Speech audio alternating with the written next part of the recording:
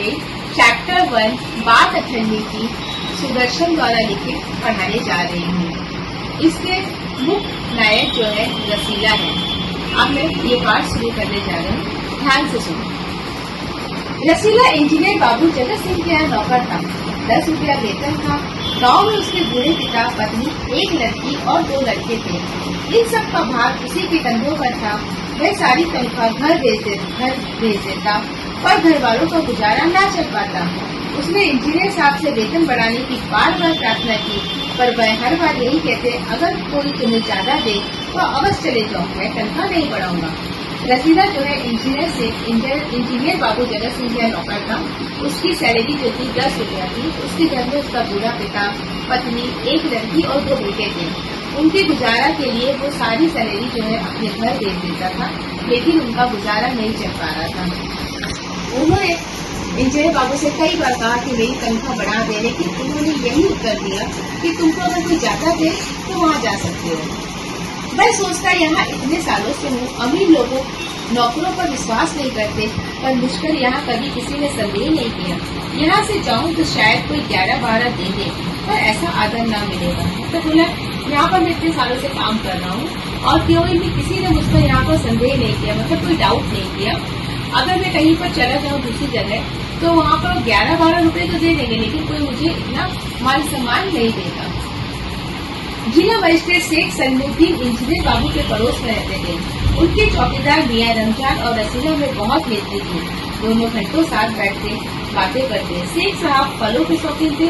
रमजान रसीला को फल देता। इंजीनियर साहब को मिठाई का शौक था। रसीला रमजान को मिठाई देता था। इंजीनियर बाबू के पड़ोस में एक जिला मजिस्ट्रेट शेख सलीमुद्दीन रहते थे। उनका जो चौकीदार था रमजान था। रमजान और रसीला बहुत अच्छे दोस्त थे। शेख सलीमुद्दीन थे, उनको फलों का बहुत शौक था, तो इसलिए रमजान जो था रसीला को फल खाने के लिए देता था, और इंजीनियर बाबू को मिठाइयों का शौक था, तो इसलिए वो उनको मिठाई खाने को देता। एक दिन रमजान ने रसीला को उदास देखकर कारण पूछा। पहले तो रसीला छिपाता रहा, फिर रमजान ने कहा, कोई बात नहीं तो खाओ सौगंध। मतलब एक दिन रसीला बहुत उदास था, तो रमजान ने पूछा, तुम क्यों उदास हो, लेकिन वो उसका कारण बताना नहीं चाह रहा था। रसीला ने रमजान का हाथ देखा तो आंखें भर आई। बोला, घर से खत आया है, बच्चे बीमार है और रुपया नहीं है। मतलब जब रमजान बहुत जिद करने लगा तो उसने बताया कि घर पे बच्चे बीमार है और रुपया भेजना है, लेकिन मेरे पास पैसे नहीं है। तो मालिक से पेशगी मांग लो। कहते हैं एक भी पैसा न दूंगा। मतलब उसने बोला कि पेशगी का मतलब होता है एडवांस मांग लो, लेकिन उन्होंने कहा कि इंजीनियर बाबू ने देने से मना कर दिया है। रमजान ने ठंडी सांस भरी। उसने रसीला को ठहरने का संकेत दिया और आप कोठरी में चला गया। थोड़ी देर बाद उसने कुछ रुपए रसीला की हथेली पर रख दिए। रसीला के मुंह से एक शब्द भी न निकला। सोचने लगा, बाबू साहब की मैंने इतनी सेवा की, पर दुख में उन्होंने साथ न दिया। रमजान को देखो, गरीब है, परंतु आदमी नहीं देखता है, ईश्वर उसका भला करे। मतलब रमजान ने फिर क्या किया, कोठरी में जाकर कुछ रुपए लाकर रसीला के हाथ में रख दिए। तो रसीला ने सोचा, देखो मेरे मालिक कितने वो हैं, मैंने इतने साल उनकी सेवा करी, लेकिन इन्होंने मेरी मदद नहीं की। इस मुश्किल घड़ी में जो है रमजान ने मेरा साथ दिया, लेकिन वो गरीब होते हुए भी हम मेरी मदद की, इसलिए वो इंसान नहीं देखता है। रसीला के बच्चे स्वस्थ हो गए, मतलब ठीक हो गए। उसने रमजान का ऋण चुका दिया, उधार चुका दिया। ऋण का मतलब होता है उधार चुका दिया। केवल 8 आने बाकी रह गए। रमजान ने कभी भी पैसे न मांगे, फिर भी रसीला उससे आंखें मिलाकर नहीं बात कर पाता। मतलब सिर्फ उसको 8 आने देने बाकी रहते थे, लेकिन रमजान ने उससे कभी भी पैसे नहीं मांगे। लेकिन रसीला को बुरा लगता था क्योंकि ये पैसे भी रोज चुकाना चाहता था।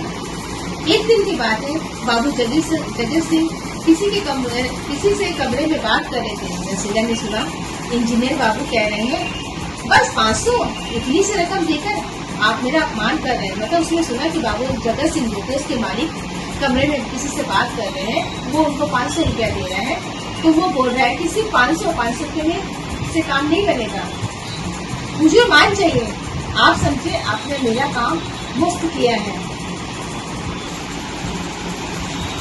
उसे बोला कि मुझे मान जाइए, आप समझिए कि मेरा काम आपने फ्री कर दिया है। मतलब उससे बोल रहा है।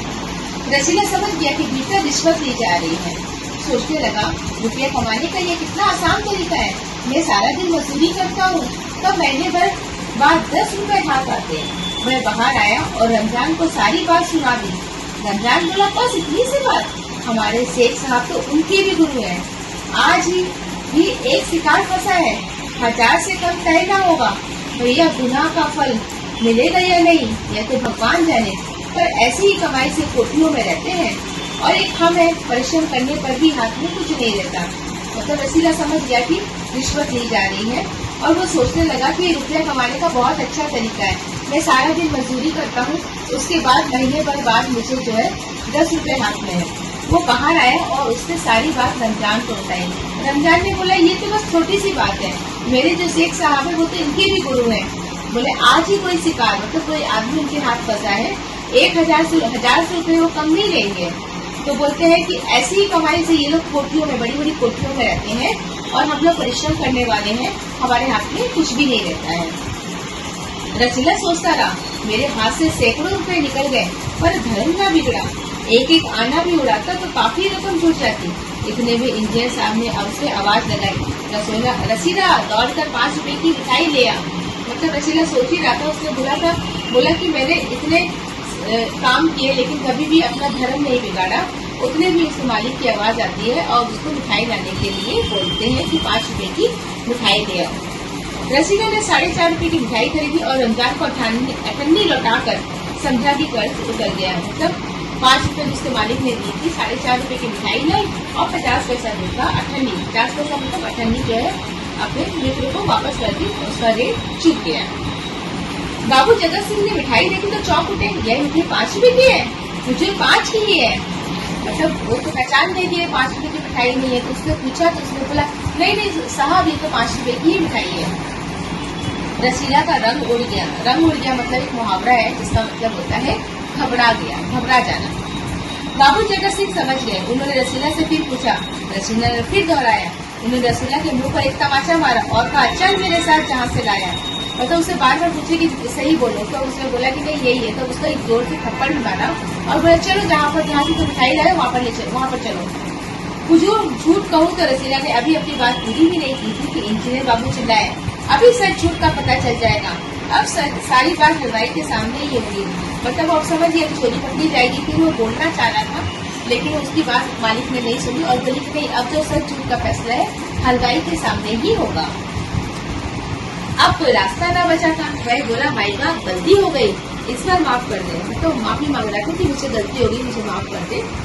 इंजीनियर साहब की आंखों से आग बरसने लगी। उन्होंने निर्दयता से रसीला को खूब पीटा, फिर घसीटते हुए पुलिस थाने ले गए। सिपाही के हाथ में 5 का नोट रखते हुए बोले, मनवा लेना, नातों के भूत बातों से नहीं मानते। मतलब इंजीनियर साहब बहुत गुस्सा हो गए और उन्होंने उसको खूब पीटा और पुलिस थाने ले जाकर जो वहाँ का सिपाही था उसको 5 रुपए दिए और उसको बोले कि उसको पीट के मनवा लेना। और ये भी एक मुहावरा है, नातों की भूत बातों से नहीं मानते। मतलब इसका मतलब होता है जिस व्यक्ति समझाने बुझाने पर भी उनका कोई प्रभाव नहीं पड़ता, उसको मनवा लेना। दूसरे दिन मुकदमा शेख सलमुद्दीन की कचहरी में पेश हुआ। मतलब उसका पड़ोसी था, उसी की अदालत में गया।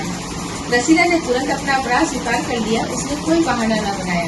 चाहता तो कह सकता था कि ये साजिश है, मैं नौकरी नहीं करना चाहता, इसलिए हलवाई से मिलकर मुझे फंसा रहे हैं। पर एक और अपराध करने का साहस वह न जुटा पाया। उसकी आंखें खुल गई थी। हाथ छोड़कर बोला, हुजूर, मेरा पहला अपराध है, इस बार मुझे माफ कर दीजिए, फिर गलती ना होगी। मतलब उसने तुरंत ही अपनी गलती मान ली और वो चाहता तो बोल सकता था कि मैं यहाँ नौकरी नहीं करना चाहता हूँ, इसलिए मालिक जो है हलवाई से मिलकर मुझे फंसा रहे हैं। लेकिन वो दूसरी गलती करने की वो सोच भी नहीं सकता था, इसलिए सिर्फ उसने यही बोला कि ये मेरा पहला अपराध है, मुझे क्षमा कर दीजिए, आगे से मैं ऐसी गलती नहीं दोहराऊंगा। शेख साहब न्याय के लिए आते थे। उन्होंने रसीला को 6 महीने की सजा सुनाई और रुमाल से मुंह पोंछा। ये वही रुमाल था जिसमें एक दिन पहले किसी ने 1000 रुपए बांध कर दिए थे। मतलब उनको लगा कि उसने गलती करी है और उसको 6 महीने की सजा सुना दी और अपने रुमाल से मुंह पोंछा। ये रुमाल वही था जिससे उन्होंने एक रात दिन पहले जो है 1000 रुपए रिश्वत में ली थी। मतलब खुद तो उन्होंने गलती की, हाँ, और उसमें सिर्फ अठन्नी की चोरी की थी और उसको 6 महीने की सजा सुना दी। फैसला सुनकर रमजान की आंखों में खून उतर आया। मतलब रमजान को बहुत क्रोध आया। वो सोचने लगा, ये दुनिया न्याय नगरी नहीं अंधेर नगरी है। चोरी पकड़ी गई तो अपराध हो गया, असली अपराधी बड़ी बड़ी कोठरियों में बैठकर दोनों हाथों से धन बटोर रहे हैं। उन्हें कोई नहीं पकड़ता। मतलब वो सोच रहा था कि दुनिया न्याय नगरी है, न्याय नगरी नहीं अंधेर नगरी है, क्योंकि जो लोग इतना रिश्वत देते हैं वो तो बड़ी बड़ी कोठरी में बैठे हुए हैं, और जो पकड़ा गया वो चोर हो गया, वो अपराध हो गया, और उसको छोटी सी चोरी के लिए इतनी बड़ी सजा सुना दी गई। रमजान घर पहुंचा, एक दासी ने पूछा रसीला का क्या हुआ। घर जब पहुंचा तो एक दासी ने उससे पूछा कि इसका क्या हुआ, तो बोले 6 महीने की कैद हुई। अच्छा हुआ वह इसी लायक था। मतलब दासी बोली उसने बोला कि वो उसी लायक था। रमजान ने फिर गुस्से से कहा ये इंसाफ नहीं अंधेर है, सिर्फ एक अठन्नी की तो बात थी। रमजान ने कहा कि छोटी सी तो बात थी, अठन्नी की तो बात थी, इसके लिए कोई सजा नहीं मिलनी चाहिए। रात के समय जब 1500 के चोर नरम गद्दों पर मीठी नींद दे रहे थे, अठन्नी का चोर जेल के तंग अंधेरी कोठरियों में पछता रहा था। मतलब रात के समय जब 1500 रुपए के जो रिश्वत लेते थे, वो भी तो गलत कार्य है ना, वो लोग लेते थे, और वो तो आराम से बड़ी बड़ी कोठरियों में नरम बिस्तर पे सो रहे हैं, और सिर्फ अठन्नी चुराने वाला जो इंसान था वो अपने कारावास में अपनी सजा काट रहा है। अच्छा बच्चों, आशा करती हूँ कि तुमको ये पाठ समझ में आ गया हो। अगर तुमको ये पाठ समझ में आ गया हो तो प्लीज इसे लाइक, शेयर और सब्सक्राइब करें, और अपने बेल आइकन को दबा कर रखें ताकि मैं कोई भी नया वीडियो डालूं तो आपको पता चल जाए। धन्यवाद।